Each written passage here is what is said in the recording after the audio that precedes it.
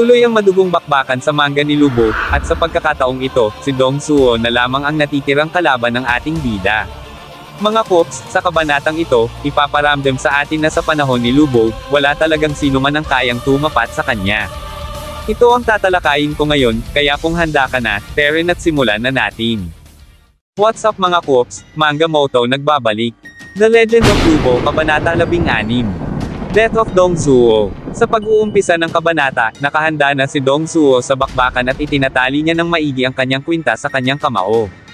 Para sa mga nagtataka kung para saan ang kwintas ni Dong Suo, ipapaalala ko lang na ito ay sumisimbolo sa kanyang mga namayapang kaibigan sa laban. Ngayon, ang kalangitan ay masasaksihan ang sagupaan ng dalawang alamat. Sa panel naman kung nasaan si Lubo, ihinahanda na niya ang kanyang katawan, sabay hinga ng malalim, kita ang pananabik sa mukha ng ating bida, ngunit sa hindi malamang dahilan, tinawag ni Lubo na hari si Dong Suo. Nanlaki ang mga mata ng Demon God sa kanyang narinig at hindi siya makapaniwala na kinilala na siya ni Lubo bilang isang hari. Ayon sa narrator, tinawag si Dong Suo na hari ng pinakamalakas na mandirigma sa China, si Lubo Fengxian. Hindi lamang ang palasyo ng Imperyong Han, ang mga pinakamagagandang babae sa mundo, o ang kapangyarihan ng isang emperador ang pumuno sa puso ni Dong Suo. Mali ito, hindi talaga ang puso ang napuno ng galak kay Dong Suo, bagkus, pinuno nito ang buhay ni Dong Suo na naglakbay ng walang pumipigil kasama ang 7 vessels ng urok sa loob ng 50 taon.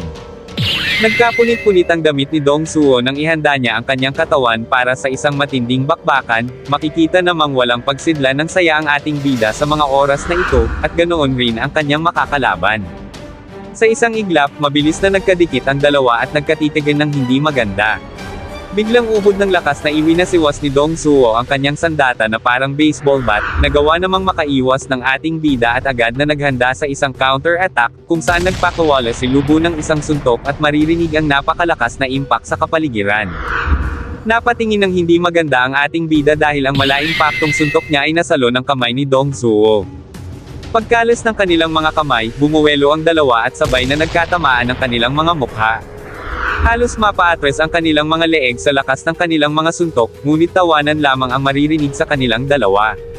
Mga Pops, kahit napakaraming natamong pinsala ng ating bida, baliwala ang lahat ng iyan sa kanya at nagawa pa niyang tanungin si Dong Suo kung hindi ba't masaya ang kanilang bakbakan.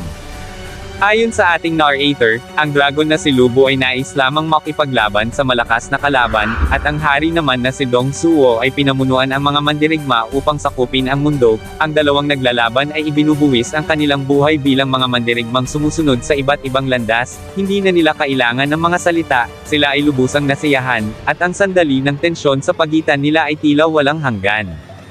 Naglabasan ng maitim na aura sa katawan ng kalaban ng ating bida na agad rin namang napansin ni Lubo kaya sumigaw ito ng lapit ng ubod ng lakas.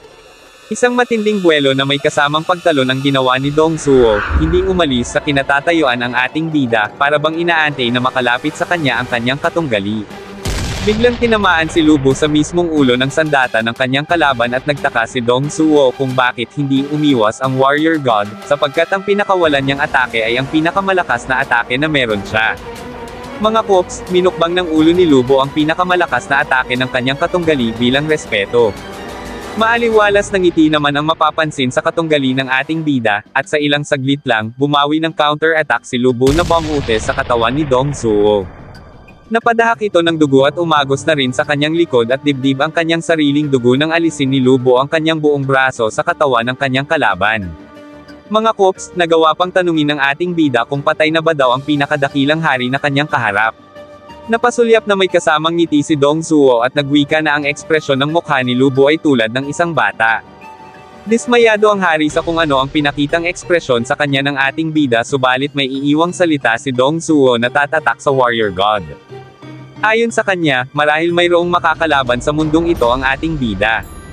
Mabilis na tinanong ni Lubo si Dong Suo kung nasaan ang kalaban na ito, unti-unting itinataas ng hari ang kanyang kamay, at sa kanyang huling lakas na natitira, nasambit niya habang nakaturo sa itaas na ang makakatapat niya ay nasa kalangitan, sabay bagsak ng kidlat ng napakalakas na para bang nagmamasid ang mga Diyos sa kanilang dakilang laban.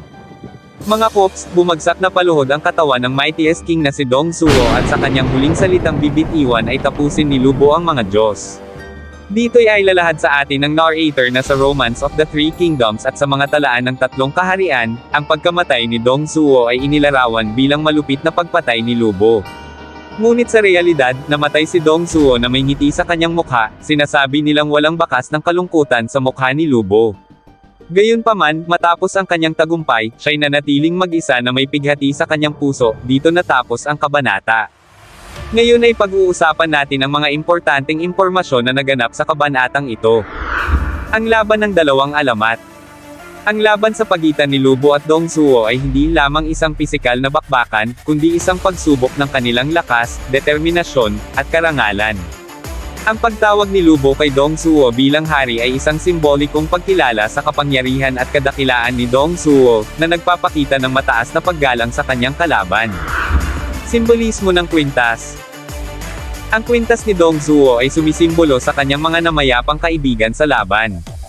Ito ay nagpapakita ng malalim na damdamin at emosyon ni Dong Suo, na kahit sa gitna ng bakbakan, dala-dala niya ang alaala ng kanyang mga kaibigan. Ang pagtali nito ng mahigpit sa kanyang kamao ay nagpapahiwatig ng kanyang pag-alaala at determinasyon na ipaglaban ang kanilang dangal. Lakas at determinasyon. Sa kabila ng napakaraming pinsala ng ating bida, nagpatuloy siya sa laban ng walang pag-aalinlangan. Ang pag-igting sa kanilang mga suntok, pati na ang hindi pag-alis ni Lubo sa kanyang kinatatayuan habang umaatake si Dong Suo, ay naglalarawan ng kanilang walang takot na pagharap sa kamatayan. Respetuhan sa laban. Ang pagtanggap ni Lubo ng pinakamalakas na atake ni Dong Suo nang hindi umiwas ay isang malaking pagpapakita ng respeto kay Dong Suo. Ang ngiti sa mukha naman ni Dong Suo habang siya ay nagpapahinga sa huling yugto ng kanyang buhay ay isang indikasyon ng kanyang pagtanggap sa kapalaran at kanyang pagkilala sa lakas ni Lubo. Pag-igting at emosyon. Ang kabanatang ito ay puno ng emosyonal na pag-igting, mula sa pagkilala ni Lubo kay Dong Suo bilang hari, hanggang sa kanilang huling sagupaan. Ang kanilang paglalaban ay hindi lamang isang pisikal na bakbakan, kundi isang emosyonal na sagupaan ng kanilang mga paniniwala at layunin. Pagiging mag-isa ni Lubo. Sa pagtatapos ng laban, kahit na nagtagumpay si Lubo, siya ay nanatiling mag-isa na may pighati sa kanyang puso. Ang kanyang tagumpay ay hindi nagdala ng kasiyahan kundi ng kalungkutan, na nagpapakita ng kanyang malalim na pangangailangan ng makakatuwang sa kanyang paglalakbay. Konklusyon. Ang kabanatang ito ay nagpapakita ng malalim na pagsasalarawan ng dalawang mandirigma na puno ng karangalan at determinasyon. Ang kanilang bakbakan ay isang simbolo ng kanilang mga paniniwala at emosyon, na nagbibigay diin sa mga tema ng magkaibang pananaw, karangalan, at ang kalungkutan ng tagumpay. Ang emosyonal na pag-igting at simbolismo sa kabanatang ito ay nagbibigay ng malalim na pag-unawa sa karakter ni Lubo at Dong Suo, na nagdaragdag ng lalim sa kwento ng manga. At dito na nagtapos, alam kong bitin ka sa kwentuhan natin, kaya sorry na agad.